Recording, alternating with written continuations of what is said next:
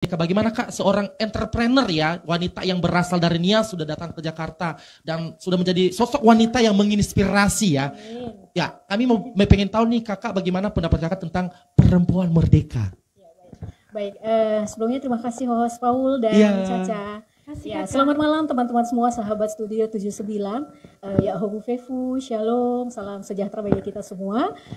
Di sini ada teman saya juga yang tidak kalah mandiri juga. Sebenarnya dia merupakan seorang wanita merdeka juga. Dia bersama kita pada malam hari ini. Selamat malam Kak Tiwi. Kami dipertemukan di Studio 79 Jakarta, luar biasa. Ya, tepuk tangan dong buat kita semua.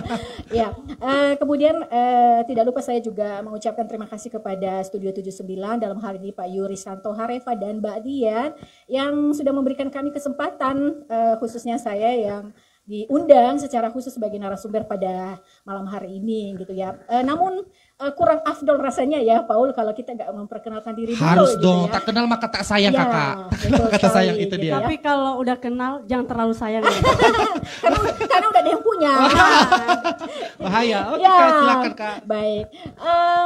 Hari ini kita merayakan Hari Kartini yang sebenarnya jatuh pada tanggal 21 April ya 2022 dan itu kita peringati setiap tahunnya gitu loh. Dan hari ini tidak mengurangi nilai seorang Kartini karena sudah terlambat berapa hari. Sekarang udah tanggal Betul. 23 ya. Ya 23 ya betul, tanggal sekarang. 23. Tapi masih bulan April. Ya masih bulan April gitu ya, tapi sama sekali tidak mengurangi nilai-nilai seorang Kartini ya, Betul. makna Kartini sendiri. Baik, tadi pertanyaan Paul bagaimana saya memandang seorang Kartini, bagaimana pandangan saya tentang Perempuan merdeka. Terlebih dahulu saya akan menjelaskan dulu siapa Kartini supaya para penonton juga yang mungkin selama ini kurang menaruh perhatian terhadap perempuan khususnya laki-laki gitu ya. Jadi Kartini ini merupakan seorang pelopor emansipasi perempuan di Indonesia. Dia merupakan seorang pejuang ya yang berani menentang budaya-budaya hierarki yang membelenggu atau memperbudak seorang wanita dan akhirnya melalui gagasan-gagasan dan ide-ide dia yang cemerlang bisa membangun sekolah wanita pertama di Indonesia yang terletak di Rembang ya, Jawa Tengah gitu. Dan bicara soal emansipasi, tentu saja ini berkaitan dengan kehidupan perempuan Indonesia dan lebih khusus perempuan lebih spesifik ke Pulau Nias ya, suku Nias karena kita berasal dari Nias kebetulan gitu loh ya. Kalau saya pribadi memaknai seorang Kartini, dia merupakan seorang yang inspiratif, dia merupakan seorang yang inovatif, kemudian dia juga merupakan seorang yang berani gitu loh ya. Artinya bahwa kita sebagai perempuan Kartini masa kini harus bisa belajar dari seorang Kartini gitu loh. Kita harus bisa mewujudkan cita-cita beliau, yang dimana cita-cita luhur beliau paling penting dan paling fokusnya adalah pendidikan gitu loh. Jadi bagaimana caranya supaya kita bangkit dari keterpurukan, dari perbudakan, dari diskriminasi gender yang seperti kita ketahui bahwa bukan di Nias saja, di suku-suku lain juga pasti ada. Betul, pasti bahwa ada. Diskriminasi gender itu masih sangat kental sekali dan masih ada hingga saat ini. Walaupun sebenarnya dari sekian dari 100% mungkin wanita seluruhnya di Indonesia, kemajuan itu, perkembangan mindset itu sudah ada ya, bahkan di suku kita, suku Nias sendiri juga banyak kok orang-orang kita Nias yang mindsetnya sudah mulai berubah gitu. Iya, tapi itu sangat sedikit sekali. Aduh, ini tambah penasaran loh Paul. Penasaran nih. Penasaran ini banget. sebenarnya aku bisa diem dan mendengarkan, tapi aku penasaran pengen gali lagi nih. Oke, Kak boleh, Mawar boleh. ya.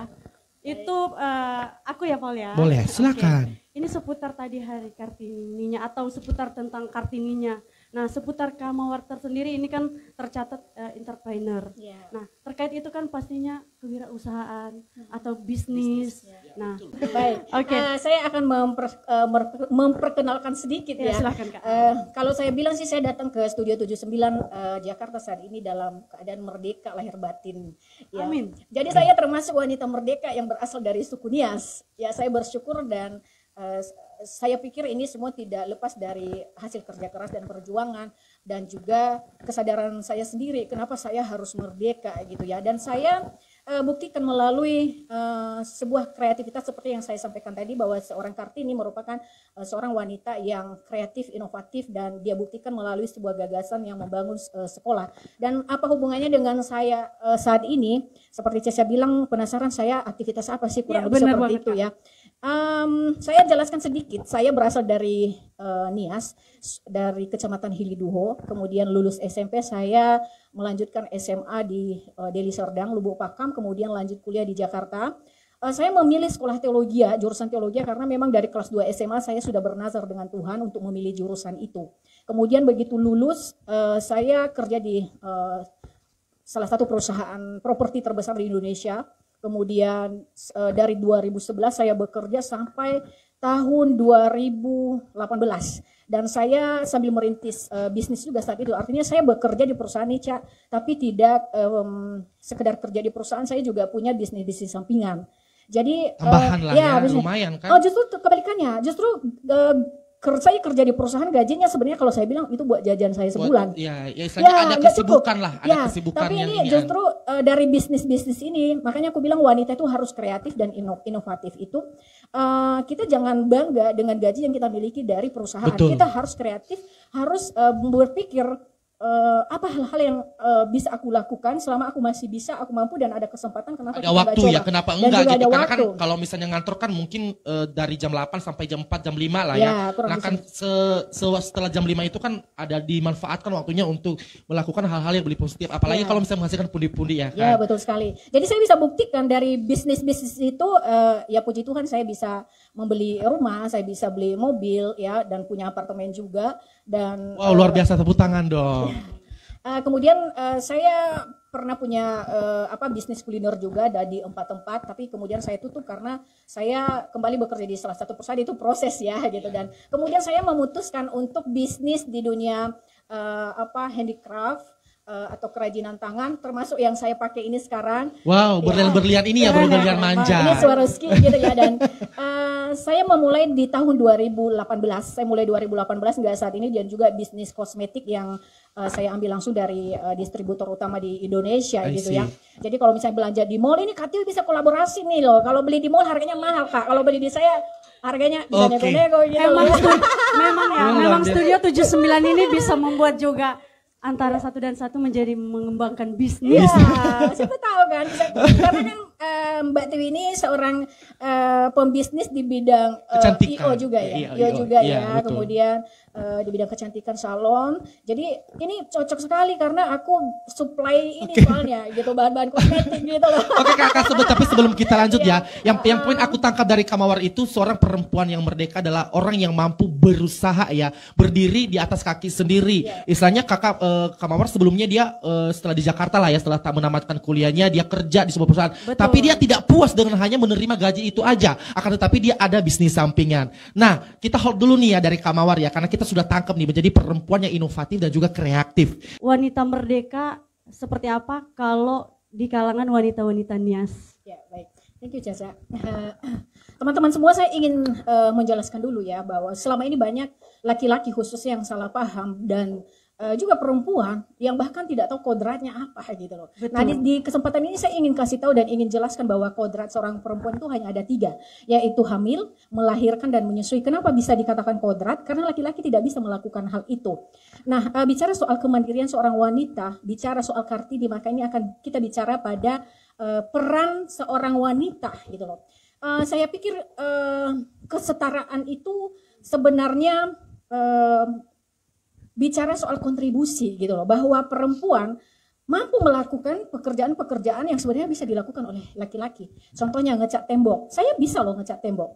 Terserah, saya bisa jadi tukang, saya bisa melakukan semua pekerjaan laki-laki asalkan saya mau berlatih. Betul. Gitu ya, termasuk ngangkat galon misalnya, pasang tabung gas biasanya gitu ya. Dan kemudian laki-laki juga bisa mengambil peran gitu loh, sama dengan perempuan. Contohnya kalau perempuan bisa masak, kenapa laki-laki nggak bisa masak? Kan begitu pertanyaannya. Kalau kalau laki-laki bisa manjat kelapa contohnya, kenapa perempuan nggak bisa? Apa yang membedakan? Jadi seperti itu bahwasanya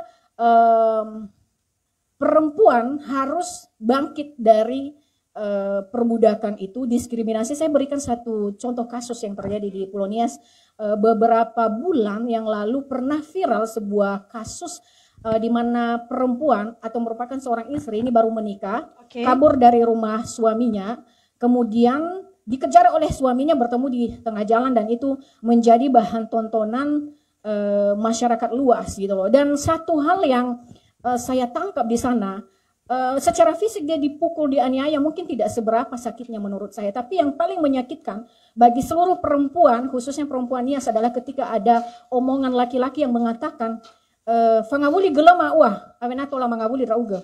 Wah kena mau fangawuli gelema. Nah, ini saya sendiri yang mendengarnya, saya merasa miris dan merasa sakit hati. Betul. Padahal yang dianiaya bukan saya. Kenapa? Karena ini mewakili seluruh perempuan Nias, di mana di suku kita perempuan tidak lebih, ya ada lirik lagu juga nanti ya, seperti apa ya, pembantu saya bilang ya, dan itu terbukti dengan perlakuan yang tidak sama dengan laki-laki, di mana misalnya dari segi pendidikan laki-laki selalu diutamakan, bahkan perempuan tidak berhak untuk berpendidikan, tidak berhak sekolah. Kemudian dalam soal pembagian harta warisan juga perempuan tidak mendapatkan warisan. Ya, itu yang kedua. Yang ketiga, coba lihat setiap acara-acara di Nias ya, kalian pasti lihat juga, entah acara pernikahan, kegiatan apapun lah itu, baik di pemerintahan, di masyarakat, di komunitas keagamaan juga, yang duduk di meja paling depan, di kursi paling depan adalah laki-laki. Coba bertanya, kenapa perempuan tidak diberikan tempat di depan? Kemudian kalau misalnya ada acara keluarga, pesta pernikahan, laki-laki semua ada di depan. Nongkrong-nongkrong, rokok, minum bir ya, minum-minum, ngobrol-ngobrol, tapi perempuan sibuk dengan pekerjaan rumah di belakang, masak-masak. Jadi sebenarnya ini perempuan, kalau saya bilang hanya sebagai apa ya, diperlakukan sebagai budak kalau saya bilang. Betul. Padahal sebenarnya perempuan mampu berbuat lebih dari laki-laki, dan itu terbukti. Contoh salah satunya Kartini Indonesia adalah Sri Mulyani ya. Bahkan bahkan dia berprestasi bukan di Indonesia aja, tapi di luar negeri juga, di tingkat internasional. Artinya bahwa sebenarnya perempuan ini mampu melakukan lebih dibanding laki-laki. Nah, bagaimana caranya kita bangkit dari keterpurukan itu? Bagaimana caranya supaya kita tidak direndahkan seperti itu? Saya membuktikan diri saya sendiri, lahir dari keluarga yang adat istiadatnya kental sekali juga ya. Betul. Lulus SMA saya dijodohkan. Ini saya boleh cerita sedikit ya? Boleh. Karena ada Studio 79 selalu memberikan. Ya, jadi saya lulus SMA saya dijodohkan ada yang pegawai negeri, ada yang tentara, yang polisi gitu ya. Dan orang tua bilang apa? Ngapain sih kamu kuliah gitu loh? Ujung-ujungnya nanti kembali ke dapur juga kok. Tapi karena saya sadar gitu loh, bahwa saya punya mimpi gitu loh. Saya tidak mau diperbudak oleh laki-laki. Saya harus mandiri dan saya harus mampu berdiri di atas kaki saya sendiri. Apa yang saya lakukan? Saya harus kuliah. Makanya saya bilang, teman-teman, bagaimana caranya supaya kita bangkit dari keterpurukan dan diskriminasi terhadap perempuan itu? Maka kita mulai dari diri sendiri dulu. Kita mulai dari diri sendiri itu, kesadaran kita kenapa kita harus sekolah. Kenapa kita harus menentukan jalan hidup kita. Perempuan dalam keluarga harus bisa mengambil sebuah keputusan. Harus dilibatkan dalam keputusan. Tidak bisa, apalagi namanya suami istri. Tidak bisa suami mengambil keputusan tanpa melibatkan secara istri. sepihak, betul sekali. Karena gini, yang menjalani kehidupan ini bukan suami saja, tapi yang menjalani adalah keduanya. Ya, suami istri yang menjalani suka dukanya. Untuk itu perempuan harus dilibatkan dan harus terlibat. Nah, bagaimana caranya perempuan bangkit dari keterpurukan diskriminasi gender ya? Diskriminasi baik dari segi kekerasan fisik juga, verbal gitu ya. Ya itu tadi yang aku bilang, pertama harus sekolah ya, harus cerdas, harus mandiri, kemudian harus berdampak positif. Jadi ingat CMB, harus cerdas, harus mandiri, kemudian harus berdampak positif buat orang lain. Ada 3 poin. Ya, dan kemudian poin penting sekali yang harus aku sampaikan di kesempatan ini, bahwa memaknai Kartini itu dimulai dari diri sendiri dulu. Kenapa saya harus sekolah? Kenapa saya harus bisa menentukan langkah hidup saya? Kenapa saya harus bisa membuat keputusan kecil maupun besar dalam hidup saya? Yang kedua, perempuan harus berdampak positif bagi yang lain.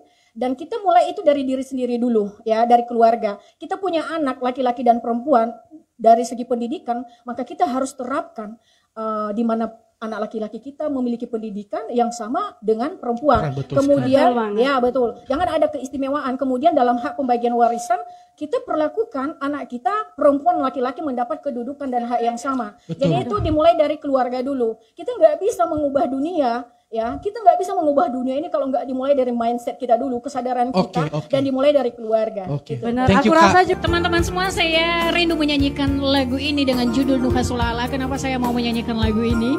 Bagi saya sebenarnya ini lagu merupakan sebuah kritik atau unek-unek seorang perempuan yang dinikahkan oleh orang tuanya. Dan di sana ia memberikan kritik pada orang tua bahwasanya sebenarnya pernikahan itu kehormatan seorang wanita, nilai seorang wanita tidak terletak berapa besar jujuran dia saat menikah.